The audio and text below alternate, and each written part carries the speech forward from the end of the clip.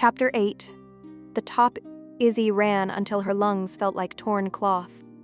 The cave stairs were a cruel joke carved into stone. Jagged, uneven steps that rose and rose and rose, twisting back on themselves like the mountain didn't want to let anyone reach the top. Her feet slipped on damp rock. Her shoulders slammed the wall on a tight turn. Every breath tasted of mineral cold and old smoke, like the cave remembered torches long after they'd died. Her mind tried to count the steps, failing as she moved forward. The stairwell narrowed, then widened, then narrowed again, sometimes forcing her sideways, sometimes opening into short landings where the air changed, where wind whistled down from somewhere above like a warning. She passed old sconces, blackened with age. Broken torches lay scattered like bones. Somewhere behind her, the mountain groaned. Ahead, faint light began to bleed into the dark, silver and wild, flickering like lightning through a crack. Izzi pushed harder. The exit finally appeared, a jagged mouth of stone spilling stormlight into the cave. Thunder rolled so close it felt like it vibrated in her teeth. Wind slammed into the entrance in violent bursts, dragging rain in sideways sheets that turned the top steps slick as glass. And there, framed against the pale, furious sky, sat a silhouette. Small. Still.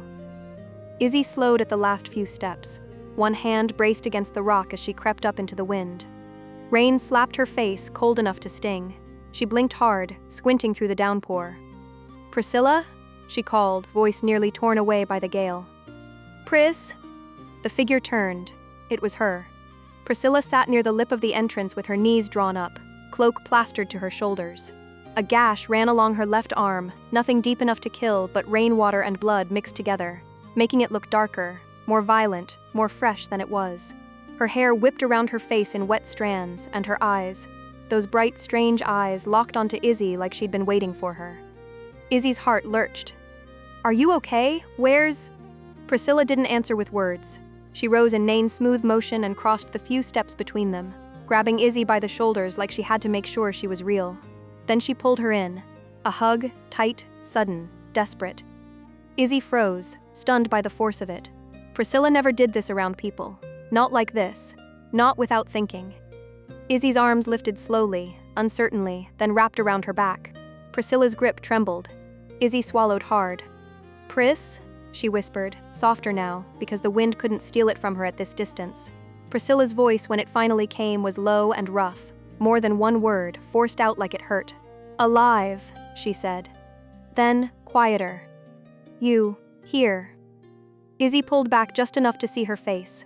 Priscilla's expression wasn't fear exactly. It was something older, something that looked like grief trying to stay contained behind teeth. Izzi's stomach sank. She followed Priscilla's gaze past the entrance, past the stormlight and the rain and the black open sky beyond the cave mouth, and she saw him. Sirius sat a few paces ahead, out in the worst of the wind as if he didn't feel the cold at all. His cloak hung off him like a soaked shadow, his head was bowed. His shoulders were unnaturally still, like a statue someone had forgotten to finish. Beneath him, beneath the angle of his knees and the weight of his posture, was a body. Ressa. Izzi's breath stopped. Ressa lay twisted in the rain, her hair plastered to her skull, her face ruined. Blood and mud and something else smeared across her features until she barely looked like the woman who'd laughed by the fire and winked like the world belonged to her. One eye was swollen shut, the other stared at nothing. Sirius's hands were a mess, red and raw-looking in the stormlight. Fingers curled as if he couldn't remember how to unclench them. The wind screamed around them, but Sirius didn't move. Izzi's knees threatened to give. "Sirius," she whispered. Priscilla tightened her grip on Izzi's arm, steadying her like an anchor. Izzi tore her gaze away from Ressa and looked at Priscilla again, searching her face for an explanation. Priscilla's mouth tightened. She didn't have one she could give. Not with words that would make sense. Izzi swallowed bile and forced herself forward. Every step toward Sirius felt heavier, like the air itself thickened in protest. Wind hit her sideways, trying to shove her off balance. Rain lashed her cheeks. She put her head down and kept walking. "Sirius!" she called. He didn't react.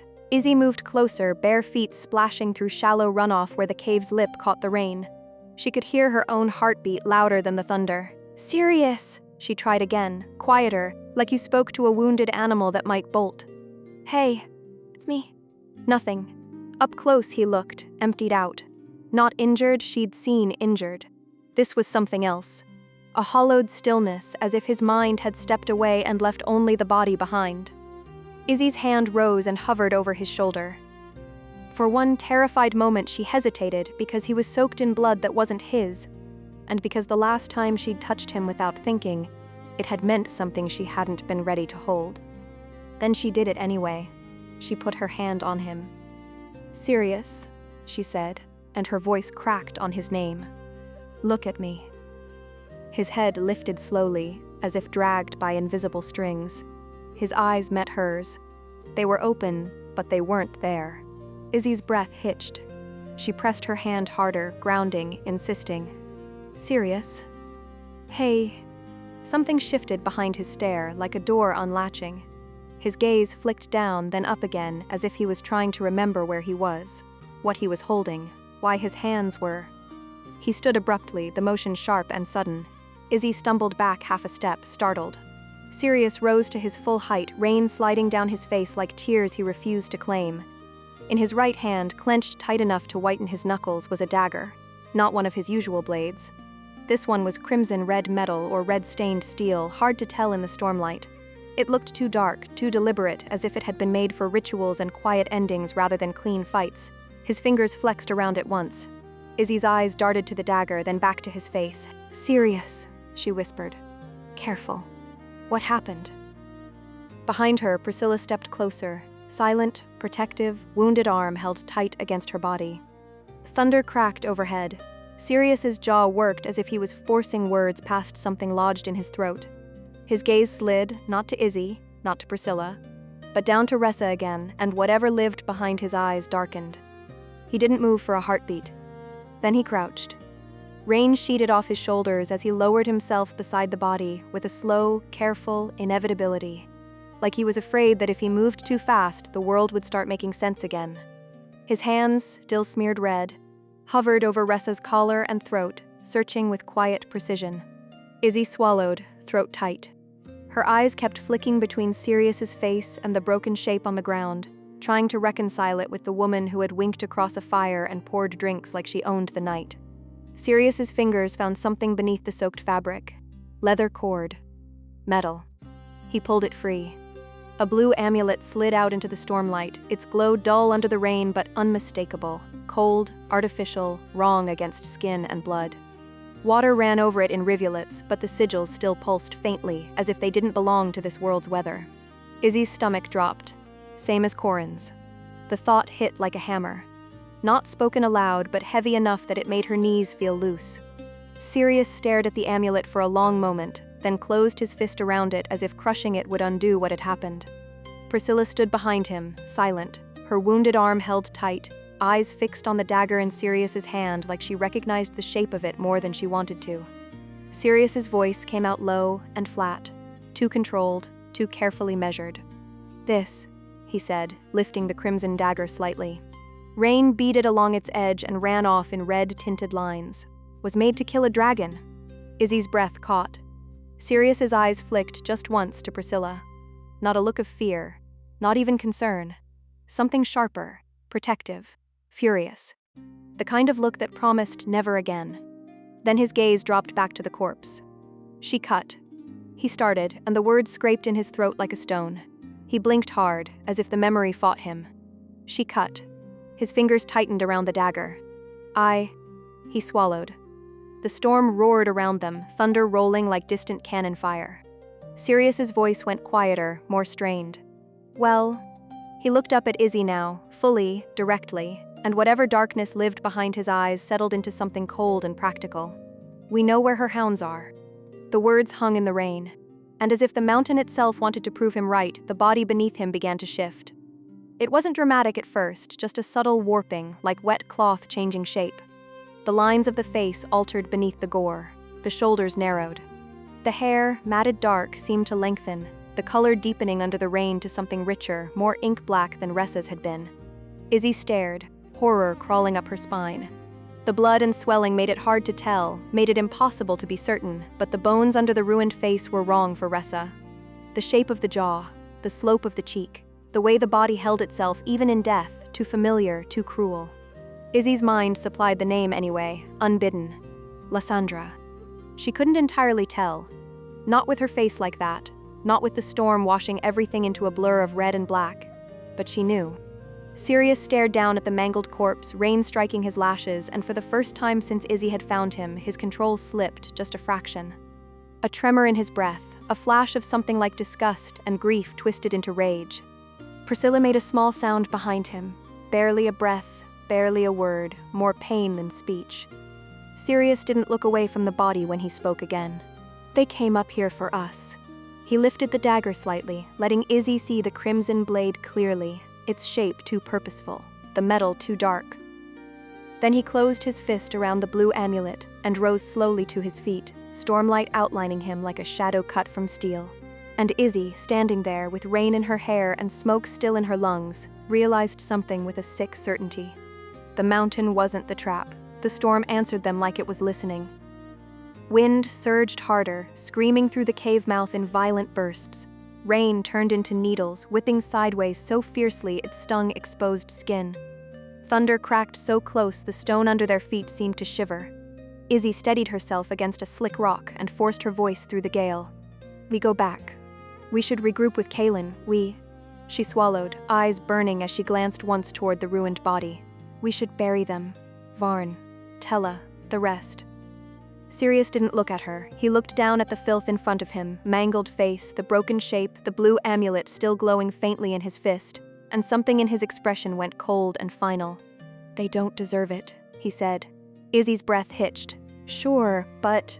He didn't argue. He just grabbed what was left of the corpse by the collar and shoulder, dragged it a step through the rain like it weighed nothing, and shoved it over.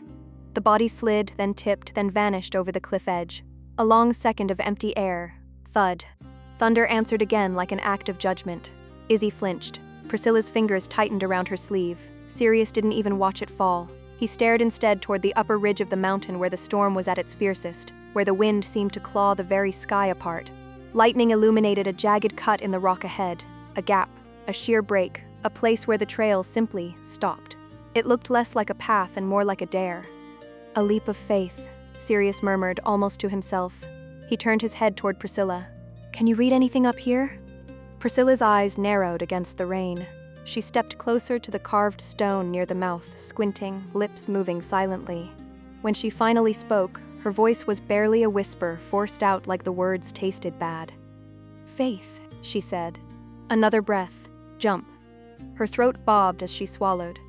Sacrifice. Then, quietest of all, almost lost to the wind. Death. Izzi's stomach tightened. This is not the time, she snapped, more fear than anger. We still have a day before the full moon. We're not throwing ourselves into riddles and cliffs in a storm. We go down. Now. For a heartbeat, Sirius looked like he might argue. Then his shoulders sagged a fraction, some of the sharpness bleeding out of him as if the violence had finally reached his bones. He nodded once, and they turned back into the cave. The descent felt longer. The stormlight faded behind them as the cave swallowed them again, cold stone, slick steps, the smell of wet rock and old smoke. Priscilla stayed close to Izzi this time, not beside Sirius. Close enough that her shoulder brushed Izzi's, fingers gripping her sleeve like she needed to hold something living. Izzi let her. Sirius followed a step behind, silent, too silent. Halfway down, the adrenaline finally started to drain from Izzi's body, leaving the ache underneath. Her burned leg throbbed. Bruises protested with every step.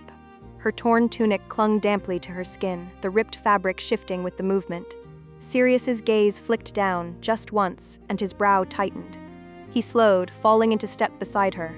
Izzi, he said quietly, voice roughened by the storm still echoing in his chest. Are you? He stopped himself, eyes narrowing on the state of her clothes, on the bruises, on the way she held her leg a little too carefully. Are you okay? Izzi huffed a humorless laugh. Define okay.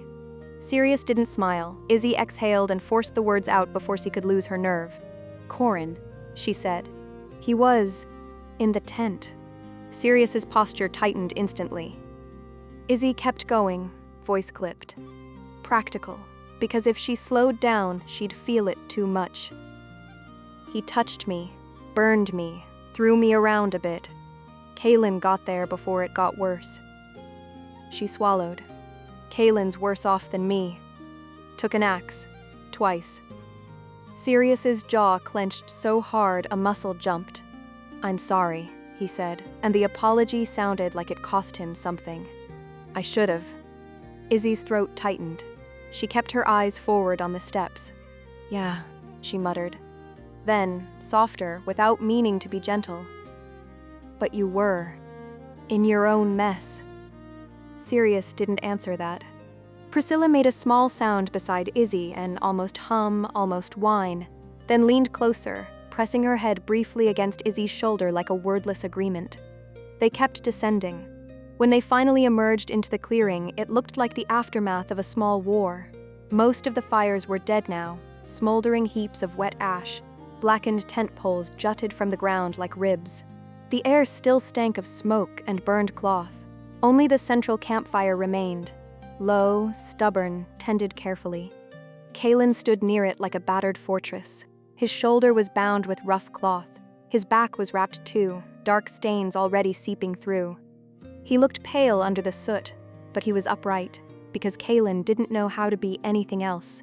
Relief hit Izzi so hard her knees threatened to buckle. Kaylin saw them and let out a breath that sounded like he'd been holding it for hours. "About damn time," he rasped. Izzi crossed the clearing fast, Priscilla still clinging to her sleeve. "You look like hell," Izzi shot back, the words shaking around the relief. Kaylin smirked faintly. "Flattering. I managed to scrape up most of our gear and supplies before it all went up." He gestured to a salvaged pile near the fire, packs, bedrolls, a few battered skins. "We might be hungry on the way down, but threshold's close. We'll survive." The four of them stood in the soot and ruin for a heartbeat. Quiet, stunned, grateful in the only way people are grateful after they realize they're still breathing. Then they fell into motion without needing to discuss it. Izzi guided Priscilla to a rock near the fire and began cleaning the gash on her arm with water from a skin, hands steadying as she worked. "Hold still," she murmured, softer now. Priscilla didn't argue. Her eyes stayed on Izzi's face, blinking slowly, as if memorizing the fact that Izzi was here. Sirius crouched beside Kaylin, pulling out thread and needle with the practiced calm of someone who'd done this more times than anyone should. He glanced at the bindings, then at Kaylin's expression. "This is going to hurt a bit," Sirius said. Kaylin snorted. "Everything hurts." Sirius started stitching. Kaylin hissed through his teeth, then forced out a breath. The fire popped. Rain mist drifted in from the tree line. After a few stitches, Kaylin spoke, voice low and grim. "Someone came." Sirius's hands stilled for half a beat. "I stayed hidden. Didn't want to risk another fight." His mouth tightened. "They took Corin's body." Sirius's gaze sharpened. "Did you see them?" Kaylin shook his head slowly. "Not clearly, just..." He swallowed, jaw flexing. A woman's voice, close, displeased, said, "Celine will be very disappointed." Sirius's needle paused again, thread taut between his fingers. Kaylin continued, quietly, as if reciting something that wouldn't leave his mind. Then she said, "Don't worry, I have a potion for that." But she didn't seem like she was there to help him. Sirius's eyes went distant for a flicker, recognition he didn't share. He resumed the stitchwork, expression smoothing back into calm. "Another freak," he said at last, voice even. "Another hound after the artifact." Kaylin grunted, accepting it because he had no better answer. Izzi, tying off Priscilla's bandage, looked up at Sirius across the fire, watching the way his hands moved, steady and clinical, while his eyes stayed too dark for the calm to be real. And above them, the mountain rumbled with thunder again, less like weather, and more like a warning that they hadn't earned peace yet. The clearing settled into an uneasy kind of quiet. Not peace, never that. Just the exhausted silence that comes after violence, when the body is still shaking but the world has stopped actively trying to kill you for a moment. They rebuilt what they could. Kaylin stacked stones for a tighter fire ring and fed it with salvaged wood that still smelled faintly of smoke and burned canvas. Sirius checked the perimeter with that same calm, predatory awareness he always wore like armor, then returned to the fire without a word. Izzi patched and rewrapped Priscilla's arm, then her own burned leg as best she could, tightening cloth until the sting became something manageable. Priscilla sat close to the heat, shoulders hunched, eyes too bright and too far away. And then, there was nothing to do but wait. They couldn't climb the last stretch without the moon's guidance, without the runes making sense, without the mountain deciding they were allowed to continue. So the four of them lingered in the clearing for what felt like an entire lifetime and was, in truth, only a day. The fire crackled low. Smoke curled upward and vanished into the branches. No one spoke much. Kaylin tried once some half-hearted jab about how at least the mountain had the decency to give them a campsite with ambience, but the words landed wrong and died in his throat. He stared into the flames after that, jaw tight, hand resting too often near the bandages on his shoulder as if checking that he was still in one piece. Izzi kept her bottle of wine close, but she didn't drink the way she had the night before. She just held it, fingers around the neck, letting its weight remind her she was real. Every so often, her gaze drifted to the cave mouth, dark and patient, then away again, as if looking too long might invite something back out. Sirius sat opposite her, a shadow with a flask, the firelight catching on the edges of his face but never quite warming it. He drank less than he usually did. When he did lift the rum to his mouth, it looked more like habit than comfort. His eyes stayed fixed on the tree line, on the cave, on the sky beyond the branches, as if he was listening for a sound only he could hear. Priscilla stayed close to the fire and closer to the group than she usually allowed herself. She didn't perch off alone. She didn't wander.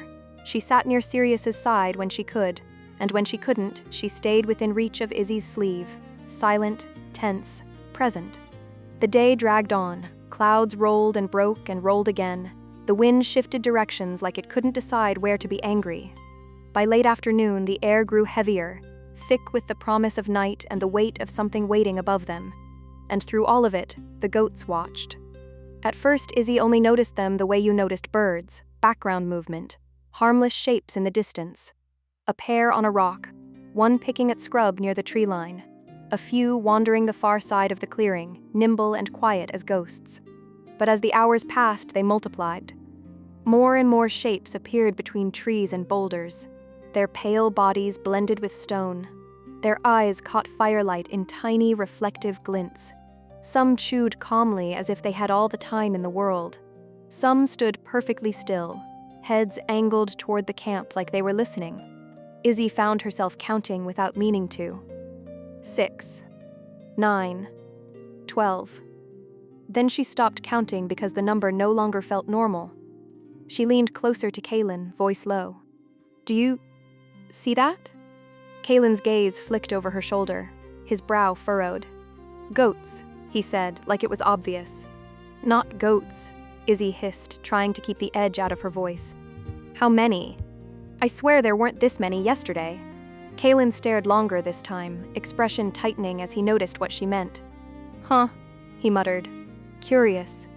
Sirius didn't look away from the tree line, but Izzi saw his hand shift slightly on his flask, saw the minute tension in his posture. "No black goat," Izzi murmured, more to herself than anyone. "I haven't seen that black goat since—" Priscilla's head lifted at the words. Her eyes tracked the edge of the clearing, slow and searching. Then she shook her head once, small, subtle. "No black goat, just the pale ones." Dozens of them now, scattered around the clearing like someone had spilled them from a bag. Kaylin's voice dropped. "You think it's the mountain, or someone watching?" Izzi finished, her stomach tightening. The fire popped, embers jumping.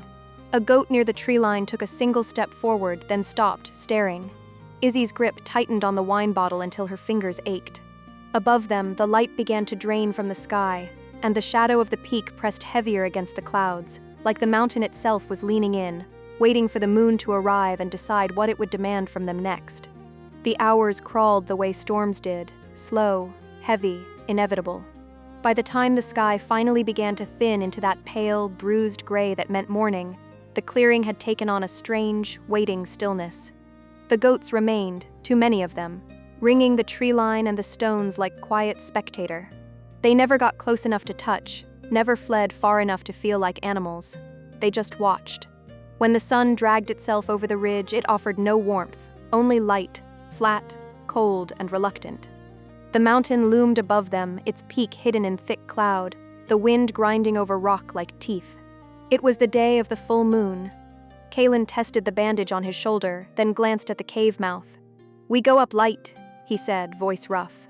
See what the moon shows us? Come back down. Who knows what'll happen up there? No one argued. Izzi didn't want to leave that gear unattended in this clearing, not after everything that had happened. But something in her gut told her it wouldn't matter. If the mountain wanted the things, it would take them whether they carried them or not. So they left the camp as it was, tents half-salvaged, packs piled close to the fire ring, the last of their supplies tucked tight and covered as best they could, and headed for the cave again with only weapons, water, and what courage they had left. The stone steps greeted them like an old memory.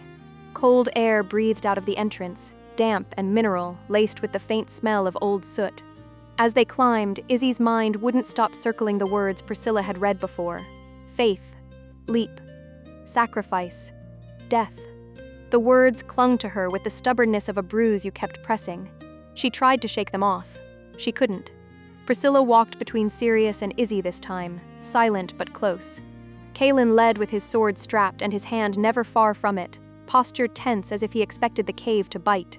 They climbed until Izzi lost all sense of time again, until the air changed, until the stairwell lightened, until the exit came into view as a jagged wound in the rock, spilling stormlight into the tunnel. And the storm that waited there was worse than before. Wind slammed into the cave mouth with such force it made Izzi stagger. Rain flew sideways, needling into skin the moment they got close enough to feel it. Thunder rolled continuously, no clean cracks, just a constant growl as if the sky couldn't take a full breath. Kalen pressed a hand to the stone wall, steadying himself. Lovely, he muttered. The mountain's in a mood. Sirius didn't respond. His eyes were fixed on the opening, on the wild darkness beyond it, as if he could already see the shape of what waited. They stayed just inside the cave mouth at first, using the rock as cover while the last of the light died. The world outside shifted from gray to black-blue, clouds tearing across the sky so fast they looked like smoke.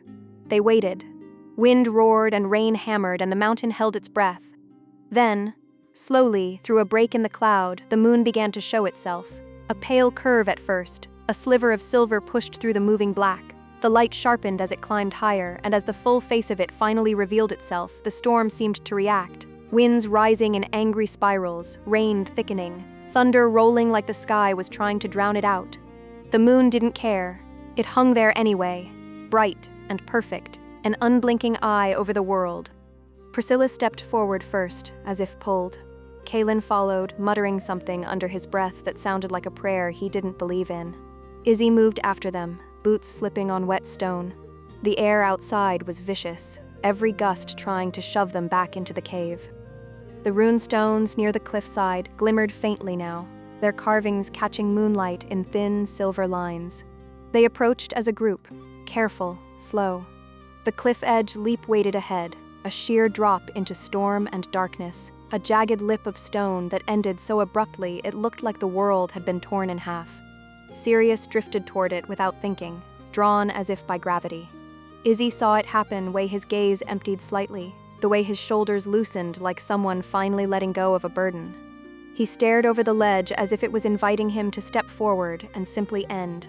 A heartbeat. 2. Sirius, Izzi called sharply, her voice cut through the wind like a blade. Sirius blinked as if waking from a dream, his jaw tightening. He turned his head toward her, eyes narrowing, and whatever had pulled him loosened its grip. I'm here, he said, but the words sounded like a lie he told himself more than her. Izzi swallowed, throat tight. Good, she muttered. Stay that way. They moved closer to the runestones at the cliff's edge, Priscilla squinting into the carvings. Kalen leaned in, bracing himself against a gust. Izzi tried to read meaning into the symbols and found only the same cold pulse of dread. And then she saw it, a shape beyond the lip. At first, she thought it was a trick of lightning, a shadow cut wrong by the moonlight. Then it shifted. A goat, black as spilled ink, sitting utterly still. Not on stone, not on any ledge Izzi could see. It sat a leap's distance out from the cliff, suspended over open air, balanced on nothing as casually as if it were a warm hearthstone. Rain slid off its coat without soaking in. Wind tore past it and it didn't move. Its eyes, pale, reflective, fixed on them. Izzi's skin went cold. Kalen whispered, barely audible over the storm. That's inviting. Priscilla didn't speak. She simply stared, lips parting slightly, as if she recognized it in the same way she recognized runes. Something old, something true, something that didn't need explanation to be terrifying. Sirius took one slow step toward the edge. The goat didn't blink, and the moonlight, catching on the rune stones at their feet, seemed to brighten, as if the mountain itself had finally decided it was time to show them what faith really meant. Rain slid off the black goat as if it didn't believe in gravity. It didn't bead and drip the way it did on stone. It didn't soak into fur. The drops broke around the animal and vanished into open air, like the space where it sat wasn't empty at all, like there was something unseen holding it up. Full moonlight poured over its slick, ink-dark coat, turning it into a sharp silhouette against the storm. Izzi stared until her eyes hurt. A good jump's distance, nothing beneath it, just the churning dark and the violent roar of wind. Then the storm shifted and Izzi felt something, an instinctive tightening at the base of her skull. She turned. The cave entrance behind them was no longer an exit. It was a wall of bodies. Goats. Hundreds, maybe more, packed shoulder to shoulder across the path and the steps, their pale coats ghostly in the moonlight, their eyes catching silver like wet stones. They stood in unnatural stillness despite the gale, hooves planted as if the mountain itself had grown them there. No gaps, no way through, just a living barricade, silent and watching. Izzi's mouth went dry. Kalen had already noticed, his great hand clenched around his sword hilt as he fought to keep his footing on the slick stone. "That's okay, not good," he said, voice strained under the wind. "That's not good." The gust hit harder, shoving them toward the cliff edge. Izzi staggered, boots skidding. Sirius didn't even sway, stood like the storm wasn't allowed to move him unless he agreed. Kalen turned to Priscilla, shouting to be heard over the roar. "What do the runes say?" His brow furrowed. "I wasn't here the first time. What are we walking into?" Priscilla's eyes stayed on the goat, unblinking. Rain clung to her lashes. Her voice, when it came, was small but steady. "Faith," she said. Another gust tore at her hair. She didn't look away. "Sacrifice," she added. Then, quieter, like saying it louder might make it real. "Death." Kalen swore under his breath. Izzi's pulse hammered. She looked at the cliff edge again, at the goat floating over nothing, at the way the moonlight seemed to want that attention there and nowhere else. Sirius stepped forward. He stared directly into the goat's eyes as if it were a person, like it was offering him a conversation only he could understand. His voice was calm when he spoke, terrifyingly calm. "I'll jump to the goat." Izzi's heart lurched. "No." The word came out sharp and immediate, ripped from her. "No, you're not." She lunged, catching his sleeve in both hands before he could move another step. The fabric was slick with rain, but her grip held. "Sirius," she pleaded, trying to keep her voice steady, trying to make it reasonable. "We need to think this out. This is insane." Kalen nodded hard, eyes wide. "She's right. We don't." He jerked his chin at the void, at the storm, at the goat suspended over nothing. "We don't know what that is." Sirius didn't look at them at first. He kept his gaze on the goat, like the rest of the mountain had faded away. "We only have so long with the full moon." Izzi shook her head, rain flinging from her hair. "Then we talk this out. We can't." Sirius cut in, sharper. He looked at Kalen, then back at Izzi. "And besides," he said, almost flat, "it's what you want. The both of you." Kalen frowned. "What?" Sirius's eyes slid back to Izzi. "The artifact. This is how you will get closer to it." Izzi's throat tightened. Her hands still clenched his sleeve like it was the only thing keeping him tethered to the world. "That doesn't mean I want to lose you," she said, and the honesty in it startled her even as it left her mouth. Her voice broke on the last word. "That doesn't mean... Hells, Sirius." A hand touched Izzi's other arm. "Priscilla." Her fingers were gentle, grounding, unlike the storm, unlike the goats, unlike the cliff. She leaned in close enough that Izzi could hear her over the wind. "He will be okay," Priscilla said softly. "It's okay." Izzi whipped her head toward her, disbelief flashing hot. "How can you know that?" Priscilla met her gaze without flinching, eyes bright, strangely sad, certain. "It's okay," Priscilla repeated, the words more than comfort. A promise, a secret. Izzi searched her face, desperate for anything to argue back with, anything that made sense, anything that wasn't this growing, sick certainty that the mountain had chosen Sirius for a reason. And in that half-second, the storm screamed louder. The goats behind them stood unmoving. The black goat waited, still as a shadow. Izzi turned back, and Sirius had already slipped free, with just a smooth twist of his arm and a step back that broke her grip like it had never mattered. He didn't hesitate. He didn't look to see if she was following. He was gone, hoping. Boots struck stone, fast and sure, cutting through the wind like he'd done this in another life, like he knew exactly how many steps it took to reach the edge. "Izzi!" Kaelin shouted, but his voice was swallowed. Izzi surged after him, too late. Sirius hit the cliff's lip, cloak snapping behind him like a torn banner, and without a single pause, without a single glance back, jumped. Out into open air, toward the black goat floating in moonlight, and the storm seemed to hold its breath. Izzi screamed his name. "Sirius!" The sound tore out of her like something physical, raw enough that it didn't feel like a word, it felt like a wound. Her hand shot out as if she could catch him by sheer will alone, fingers clawing at rain and air and nothing. Sirius flew through moonlight toward the black goat, eyes locked on it with the same fierce calm he wore in battle, like if he stared hard enough he could force the mountain to blink first. For the briefest heartbeat it looked like he would land, like his boots would find purchase on whatever invisible ledge held that creature above the abyss. He reached it, and phased straight through. No impact, no resistance, just absence. Like the goat was smoke-shaped like an animal. Sirius's body passed through the darkness under its belly and dropped, sudden, weighty, final, into the void below. Izzi's face turned to ice. "No!" she choked, already running. She hit the cliff edge and stared down into screaming black, wind ripping at her clothes, rain blinding her eyes. There was nothing to see, no ledge, no shadow, just endless storm and depth. She couldn't breathe. She couldn't hear anything but her own pulse and the roar of the sky. Behind her, hands grabbed her hard, anchoring her before the wind could take advantage of her grief. Kaelin's grip clamped around her upper arm. Priscilla's smaller hands caught her other shoulder and yanked her back from the lip like Izzi was a child about to tumble into a river. Kaelin's voice came out low, strangled under the wind. "Damn crazy bastard." Priscilla didn't speak at first. Her eyes shone with tears that rain tried to hide. She pulled Izzi closer, forehead pressing briefly against her shoulder like a silent brace. "It will be okay," Priscilla whispered again, so close Izzi felt the words more than heard them. Izzi's laugh was broken. How?" But the mountain didn't give her time to ask. The black goat sat motionless for 3 more heartbeats, moonlight cutting it into a perfect silhouette, rain splitting around it like it wasn't entirely there. Then the full moon slid behind the clouds. The light vanished from that exact spot as if someone had snuffed a candle, and the goat was simply gone. Kaelin swore again, looking around like he expected answers to be carved into the air. Then he heard its soft, quick little clicks on stone. Hooves. He turned, and his breath caught.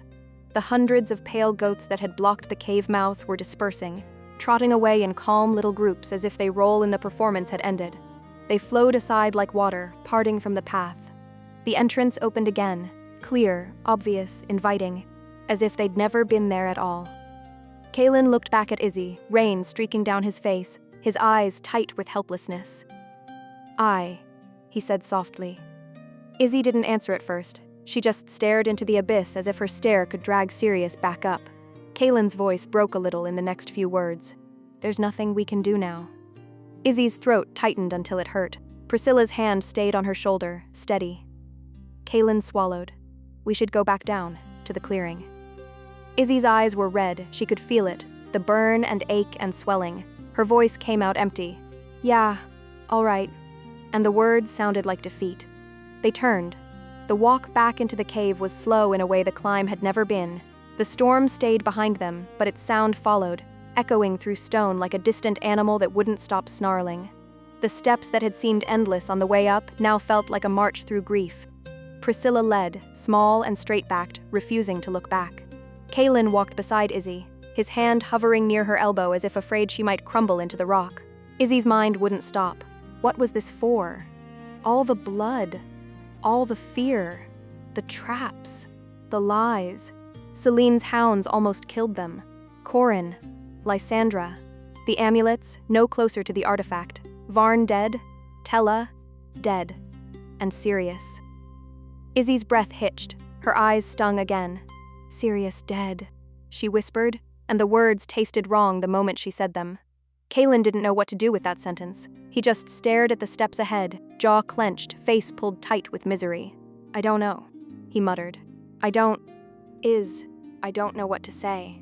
Izzi swallowed hard. Nothing, she whispered back. There's nothing to say. They kept going. Stone, darkness, dripping water, the faint smell of smoke from their abandoned clearing below.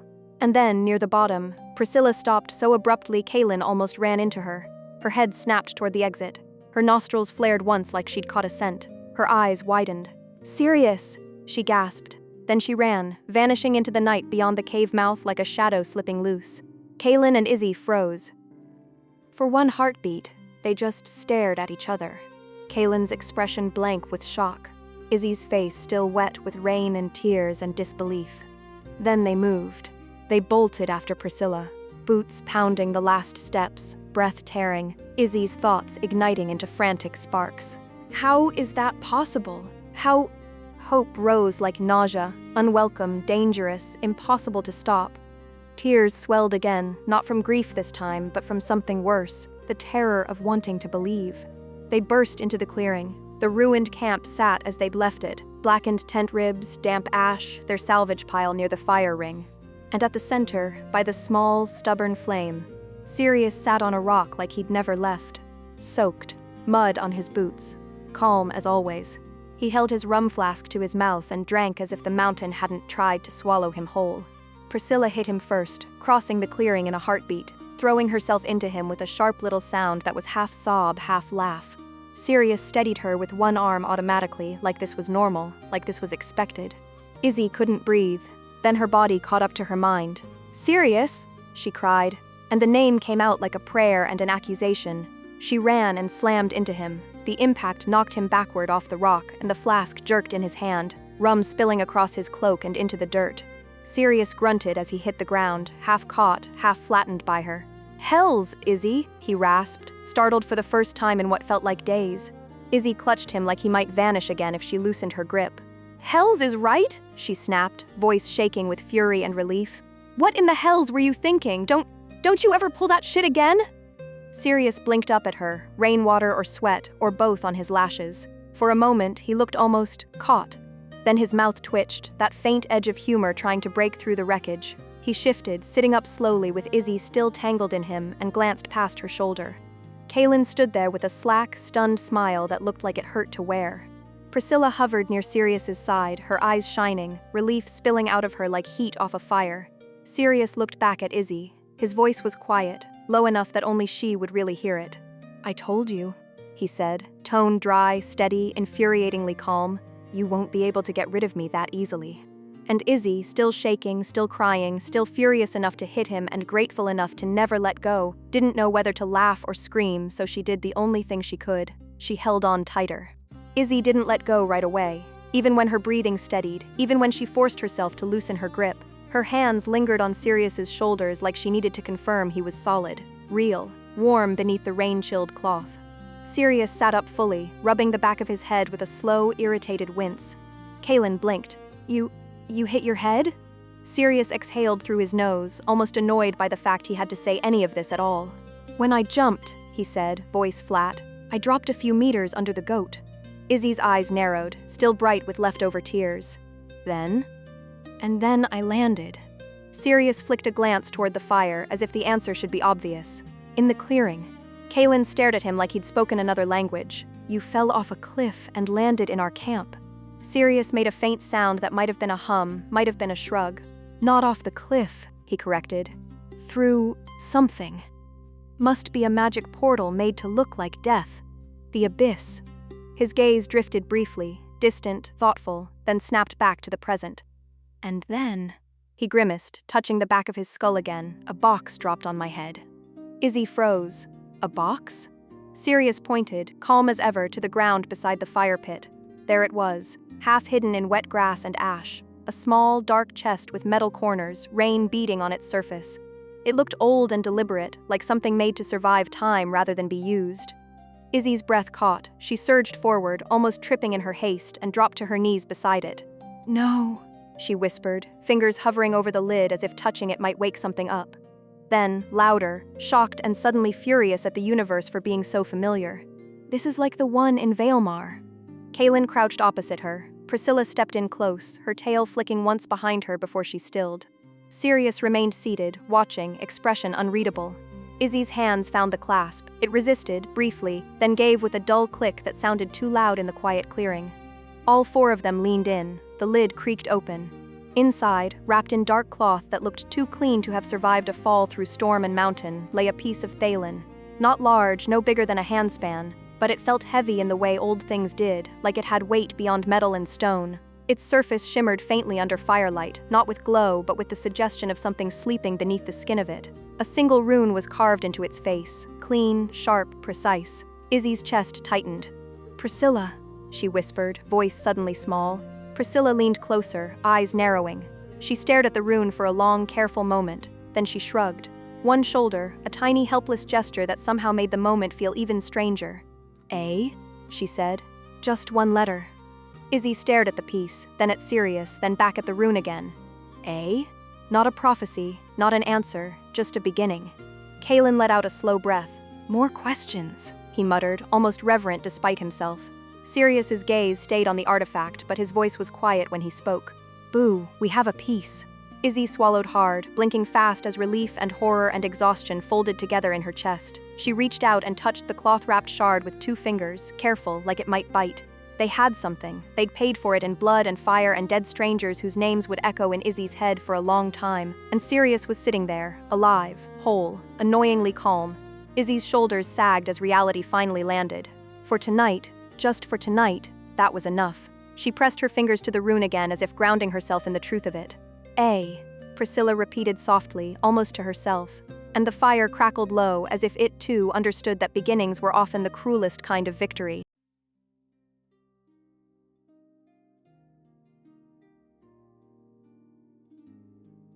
Thank you for listening. Please like, comment, and subscribe. More chapters are on the way.